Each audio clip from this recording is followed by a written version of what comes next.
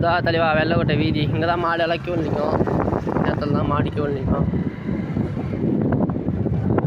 இதான் அடிமாந்த தலைவா. கரெக்டாக இங்கேருந்து ஸ்டார்டிங்கு அப்படியே வெள்ளக்கோட்டை தெருவுப்பா. வெள்ளக்கோட்டை தெருவு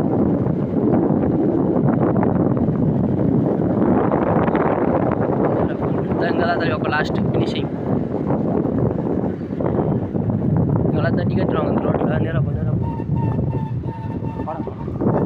ஃபினிஷிங் தலைவா. மனம் வந்த வெள்ளக்கோட்டை வீதி 17ஆம் தேதி. இங்கெல்லாம் தச்சு இந்த வாரமாக தச்சு கச்சுருவாங்க.